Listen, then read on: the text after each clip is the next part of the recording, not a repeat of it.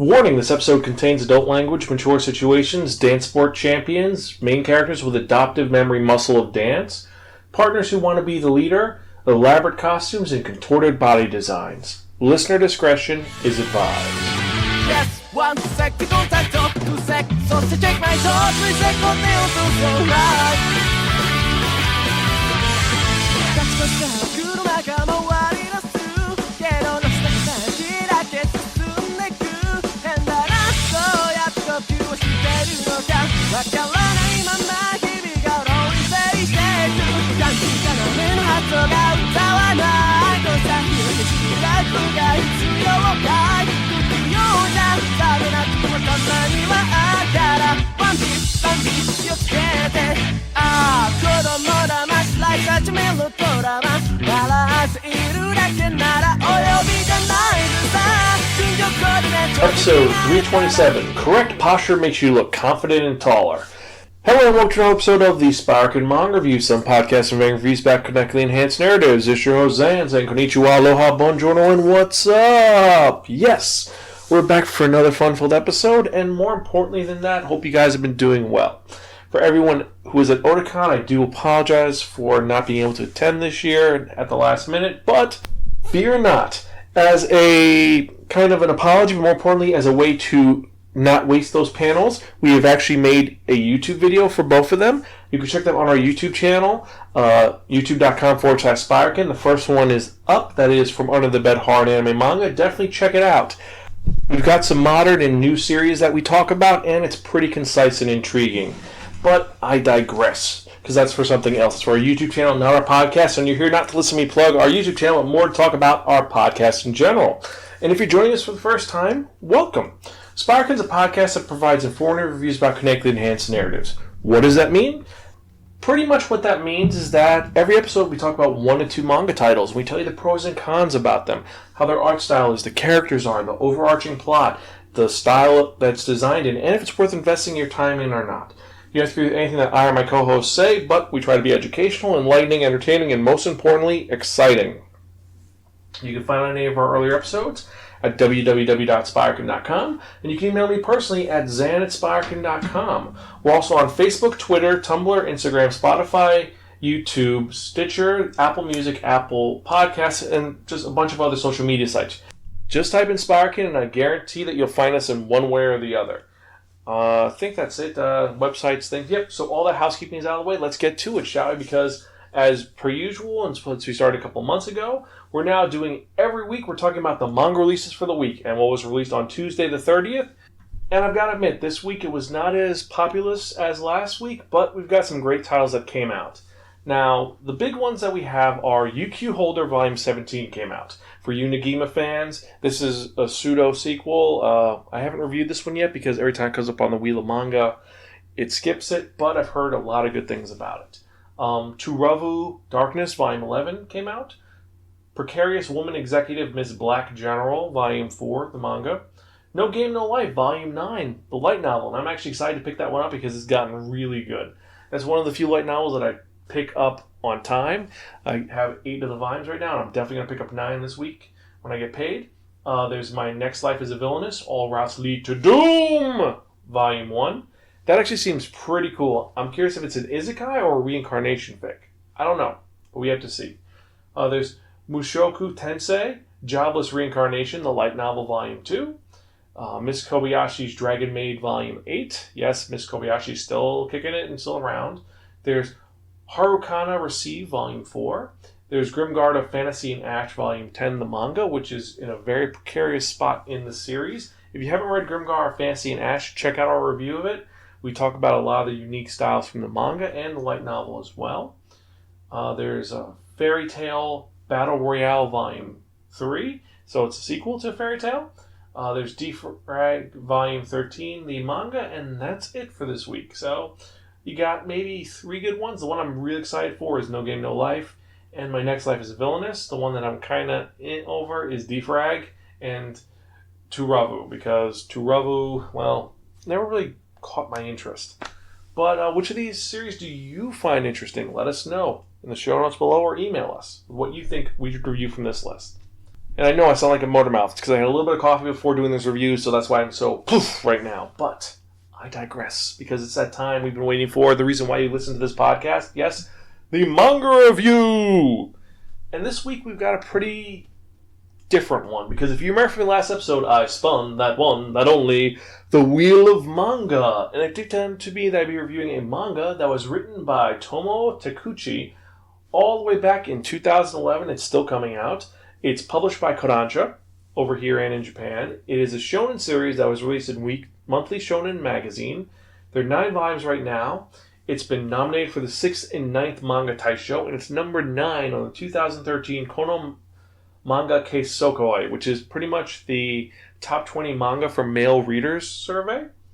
So it's number 9. I'm kind of surprised at this, and it is a comedy, romance, sports, well, specifically a dance sports series. And yes, the manga we are talking about is Ballroom e Yokoso, or Welcome to the Ballroom. Now, we've talked about dancing mangas before, specifically in episode 212, where we talked about Sesuji wo Pen, which is a personal favorite series of mine.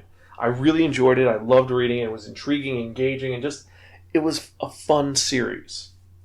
It's a series that made you want to learn about dancing. It actually made it kind of cool to be dancing. I mean, it talked about the fact that you had the 2 main characters who were getting into this for various reasons, and they end up growing together and becoming this great pair. It shows that.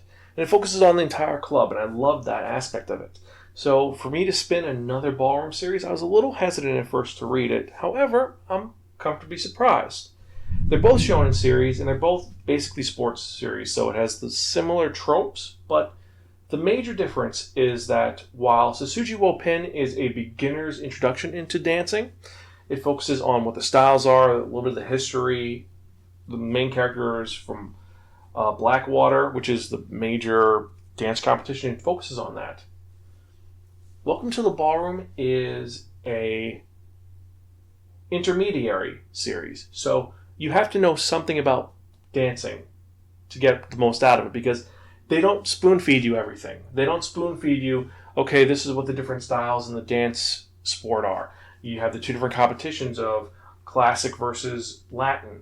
How Latin is broken down into the salsa and the cha-cha, and then classic is the waltz, the Venetian waltz, the foxtrot. It doesn't go into that. It does not go into that at all. It just will say, okay, here's how this works. Here is how to do the pose. Have fun at it. And it's kind of an interesting series because of the fact that the main character doesn't learn like every other main character learns. He's not someone who has to be taught it, which is a little frustrating to me because, like I said, this is not an introductory dancing series. You have to have some sort of knowledge of dancing, even a little bit, to get the most out of it. Because our main character's name is Tatara Fujita. It's the last year of his middle school experience, and his counselors are like, you got to find something you want to do. What do you want to do with your life? Do you want to get a job? What college do you want to go to? And he's kind of like, I have no idea. I don't know. His counselor's kind of frustrated that he doesn't know what he wants to do. He just knows he wants to go to like the most cheap college and high school possible. He's like, okay. And he sees another girl getting reamed out by a different counselor saying essentially the same thing. You got to choose a real school. You got to have a plan. And she's like, I don't care. And he's a little bit like, cool. So this girl, she's like me. Maybe we could become friends, and maybe I'm not the only person, and all is well. So as he's walking home, he kind of notices her going into a building. So maybe thinking, maybe there's something cool. Maybe we can accidentally bump into each other and all be well. But he ends up bumping instead into some bullies of his who try to shake him for some cash. Kind of sucks. But he ends up being rescued. By who? By a tall, muscular guy on a motorcycle. And this guy is Kaname Sengoku, a 23-year-old guy who works at the building that he's entering in. He practices there and he studies there. And he ends up kind of talking to Fujita for a second and says, hey, don't worry about it. I took care of those goons for you. I know it's kind of hard if you get bullied for being into this, but it's all good. We'll take care of you. And he's like, what is he talking about?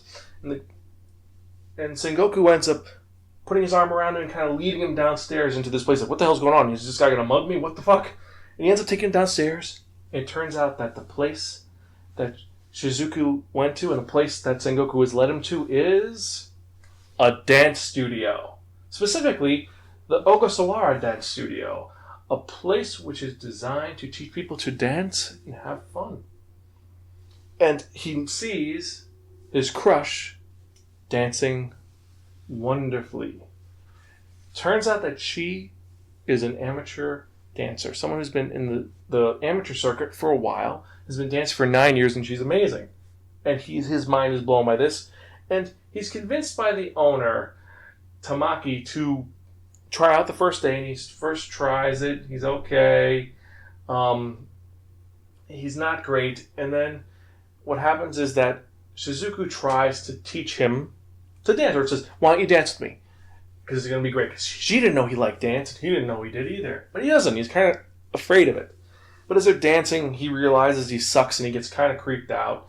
And he's like, I can't do this, because she calls him a fake. He ends up starting to run away, and as he runs away, before he leaves, Tamaki, the owner of the studio, gives him a paper. You gotta come back, you gotta come back. And it's a list of their prices, and he ends up going home.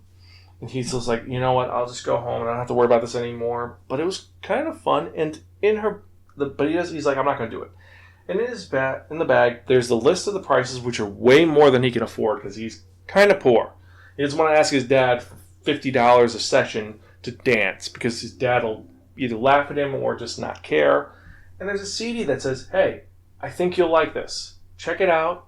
Enjoy it. When you come back, we'll talk.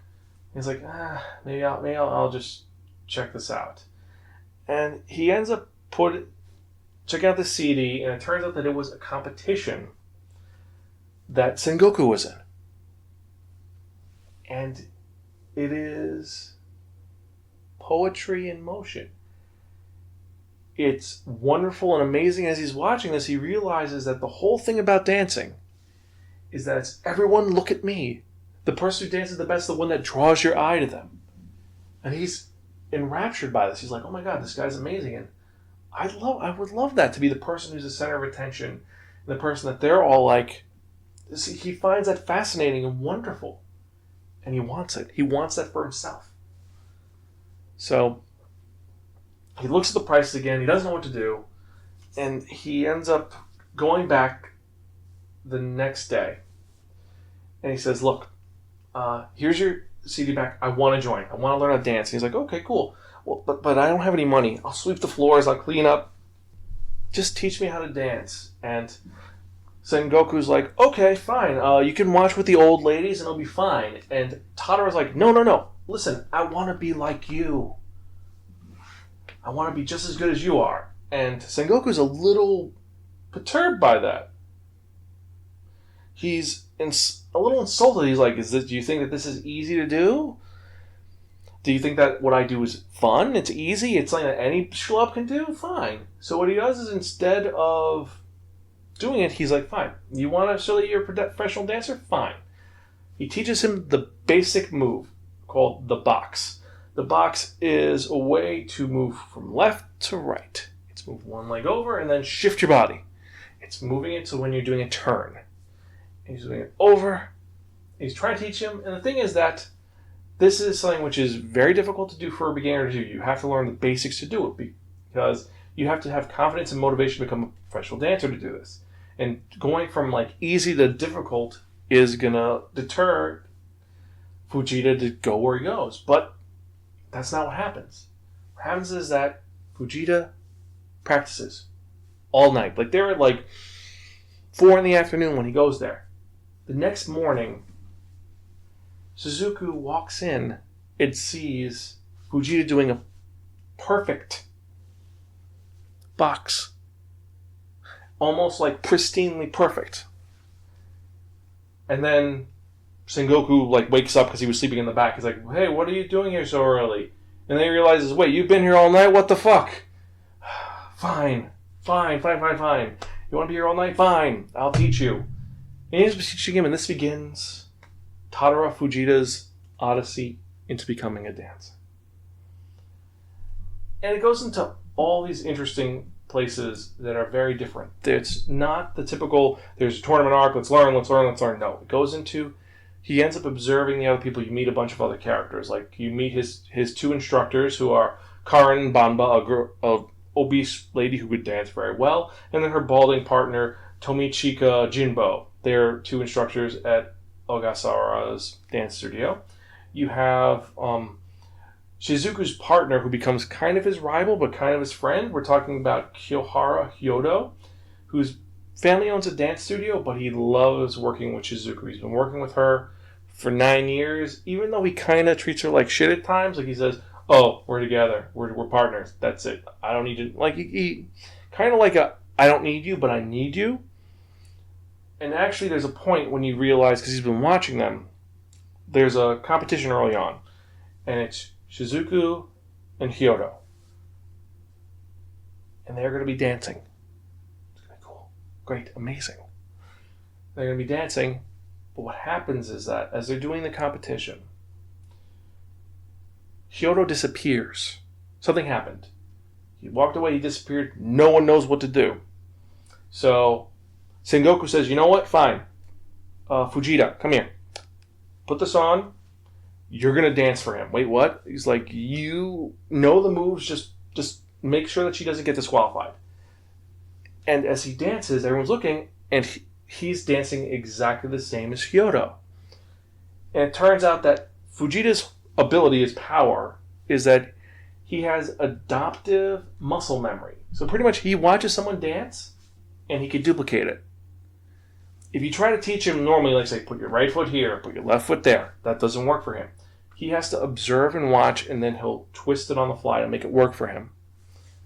Which is a bit of a problem, but it ends up working out for him for this time. They end up placing, but then it determines, oh, wait, this is a different dancer, you guys cheated, you guys are disqualified. They get disqualified for 6 months. And he feels terrible, and also turns that Hyodo, he didn't disappear. He passed out because he had a fever. He was dancing while having a fever. He passed out, fell down a flight of stairs, and broke his leg. So he can't dance for 7 months. But before he goes into his forced exile, he ends up telling Fujita, "Listen, I need you to watch for Shizuku." And Fujita agrees, kind of like, okay, because it turns out they're actually kind of good friends. It's just like, they're rivals, but they're not bad rivals. They're just friends, and he wants to take care of her because he does care about Shizuku, but he also likes Hyodo. He thinks Hyodo's kind of cool, and just like he's an ideal, so he wants to help him out. But he also does like Shizuku, so it's kind of a thing. But so they end up finding out they're going to be disqualified, and this brother and sister team shows up at the dance studio. Gaiju and Mako Akagi, they're always like third place. They're never first place, but they're third place, and they've been dancing for a couple of years now. They specialize in Latin, and more importantly than that, Gaiju, the older brother, wants to be Shizuku's partner. And he kind of convinces her, "Hey, listen, your boy Hyodo's gone, so why don't you join with me? I'll be awesome. We could be there. I'll be your partner." Because he's actually like really attracted to her, wants to date her, stuff like that, and thinks that if they become dance partners, they'll get married eventually, and things will be great. And he kind of convinces her a little bit, but Fuji's like, "No, you can't do that. You can't do that. She's his partner." And he doesn't know what to do, so he ends up challenging Gaiju to a competition. In 3 months, there's going to be a competition where they have to just dance. And it's not an official tournament. It's like there's a dance aficionado who holds his own ballroom competition, and he's going to have a bunch of people there. And it's not ranked, so it's fine. They could dance there. It's not going to get them in trouble. And the deal is that if Fujita and Mako can beat Shizuku won't become Gaju's partner. But if Guju and Shizuku beat Mako, then that's it, they win. And Shizuku's a little offended by this, but we're going to see what happens because they end up getting into a huge dance competition. And Mako is like very submissive, just always been overshadowed by her big brother. She's a little timid, but Fujita brings out something in her which is wonderful. So, slight spoilers to the tournament. What happens is that they end up dancing together, and while they don't win, Mako gets best in show, the best dancer, the belle of the queen of the ball. Because Fujita he's a copycat. He doesn't know how to be a real partner, to be the person who you look at. But what he does know how to do is make the girl look amazing. Like, no one pays attention to him. They pay attention to the girl. And that's the thing. They make her look spectacular. And she overshadows. And it's really a beautiful moment in the manga. From there on, it ends up becoming that he is going to become officially a new dancer and he has to find a new partner. And he has 1 year to become the best that he can be and go against Hyoda and Shizuku. And he's recently found a partner who is not... let's just say his new partner is not the best person to work with at the moment. She's a little bit... Let's just say that Fujita, his whole thing is that he's supposed to be the leader, the person who leads in the dance, and he's not good at that. His new partner, Hiyama, Chinatsu, she is very good at leading because she always had to dance the boy part in all-girl dancing. So we're going to see what happens. So the story is compelling and intriguing. It's the story of Fujita becoming a dancer, an amazing dancer. But it's a little disjointed because I want to know more about the other characters. We really don't focus too much on them. Like, you focus on a couple of the rivals, we see the thoughts of them, but it just doesn't feel the same. Like, Sesuji Wopin, the entire group felt like you felt them growing together. Also, you felt the main characters were working together to be the best they can be. This one is not that. This is, I'm a lone dancer, and it's like, I'm going to girl to girl, find the girl, and hey, this girl's a good match for him. No, she's going to end up going back with her brother, and now you have to find another girl to dance with. Oh, no, this next one is going to... It's like he's auditioning girls to find the perfect partner, and it's just weird. I don't know if it's just because the person's indecisive, doesn't want to make a partner, or what. It's a little realistic with that, where it's like you can't find that perfect person until you try out, but that's a little bit off-putting. But it is an engaging story, and every character is well-developed. They all have backstories and all have little things that go on with them, and they do have a lot of really engaging moments with them. I think right now one of the best characters is Tadaro's official rival, who's a guy who got hit by a car, so he has spinal damage, and he dances very elegantly and traditionally, but he's a pompous asshole. But he's also like super older. He's like 23 as opposed to 16. So there's that. But it's a whole thing between Masami and Fujita, which I'm not going to get into. Now, the big thing that most people know this manga and also its anime series about is the art style. Oh boy, it took a bit to get into. The art style is 1 part model, 1 part Aeon Flux, and 1 part contortionist. They make poses which seem realistic and they look very elegant at first, but the deal is that, 1, their necks get really, really tall the more powerful they are. So this is a series where, depending on your neck length, that's how awesome of a dancer you are. So some people have super long necks. The other thing is that they're contorted and they're just drawn in ways that are a little body horror-ish. It's like they're stretched and twisted, and it seems elegant to an absurd point, and it's a little bit of a turnoff for me. It's different. It's very unique and very different. I will give it that. But it's a little bit of a turnoff for me, the art style. The design for the characters' costumes and the backgrounds are on point. It's just the physical designs are a little weird for me. They're different. And that's not a bad thing, but it's not of... It's like some people really like that design. I personally am kind of weirded out by it. But I will admit that the designs, when they're in motion, looks very visually telling and engaging. It's feeling very unique. And I do love how they do show the designs for during the dancing. You can almost hear it. It's not as, like I said, I keep comparing this to Sesuji Wopin because they're two things similar, and I'm much more... I know that series a little bit better because I finished that series, and I've actually owned most of it. This one I only own the first 3. But I will say that one, the dance style, it's a little bit... It's cartoony, but it's there. This, it flows a little bit better. it seems more like water ripples when they're dancing, and it does draw you in. I do like that. I ended up peeking at the anime. The anime does a great job doing that. It does a great job showing that dance sequence and how they do dance. I do like that a lot of the characters have these very, it's unique styles to them, I will say. But there's no difference in the style. Like, you don't see a difference between the cha-cha and the Venetian waltz, the regular waltz. You just see it kind of looks similar. There's not much of a difference, and that's a little bit of a downgrade for that. So, with all that being said, this series, understandably, is one that I could see male readers reading. It is one which it takes this concept of dance sport and makes it a little more accessible. But, as I said, you need to have a little bit of knowledge before you check this out, because it doesn't babyfoot. It doesn't push into, here's the basics. No, it's, you know a little bit, have fun. Yes, it has that shonen style of, okay, this is going to be a dance tournament between this person, and they may not win, they may win, we don't know. But it doesn't have the shonen power creep, though, where it's like, oh, he's going to learn the technique and then he's going to win. No, this is a main character not going to win for a long time. He doesn't even do really well for a while.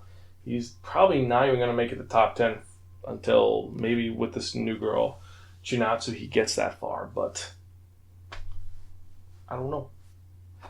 It doesn't have that power creep, but it is a series which it takes a very delicate subject, which is dancing. It makes it accessible, and I do have to applaud it for that. So, with that in mind, I'm going to have to give this review.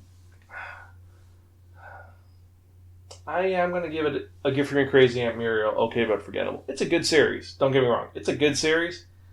That art style is a little bit too weird for me, and I've read better. If that makes... I know it sounds terrible. I should be like, yes, this is the best thing since sliced bread. It's really good. I was saying it, but just some of the things about it just don't... It doesn't engage me as some other series do. There are, like... You heard me the entire review. I was comparing this to another series I found to be better. I found that one better. And it wasn't I read it first. Well, it was I read it first, but it was this is for an intermediary. So if you like dancing, you'll love this. If you've never read dancing manga or you're not into dancing, you can give this one a try. I don't know if it'll sell you on it, but it's an engaging story. But it doesn't make it where you really want to read this. You want to keep reading it and keep going further into it. Honestly, by the third loss, I was like, I don't know if I want to keep reading this at this point. It's not much grabbing me to it. Now, if you disagree with me, let me know in the comments below or email me, zanspiraken.com. Let me know why you think that Welcome to the Ballroom is an amazing series. Let me know. And the random question for the day for this is going to be, would you try competitive dancing? Simple. Would you try competitive dancing? What do you think about it, and would you go for it? It's a good question. So with that in mind, remember you can check out any of our earlier episodes at www.spiraken.com. Email me, zanspiraken.com. Everything is at www.spiraken.com. And with that in mind, let's get to the part we've all been wondering about and worried for and excited for and we're waiting for. What am I talking about? I'm talking about that one. That only.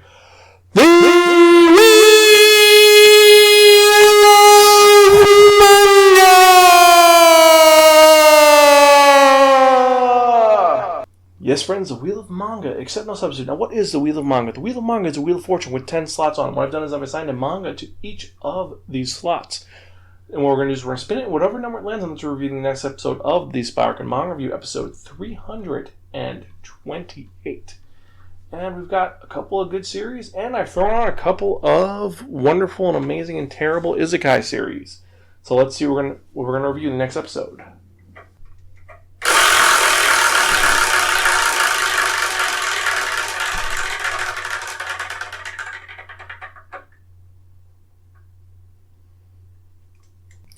Number 3. So in the next episode of the Spiraken Manga Review, I'm reviewing a manga about being sent to another world and having to marry someone. Yes, that's not original, is it? No, this is one where it's actually a guy who wants to get married because he wants to live an ideal life as a sponger. Yes. So the title of this manga is The Ideal Sponger's Life, based on a light novel. So hope you guys enjoy, and we'll see how it goes.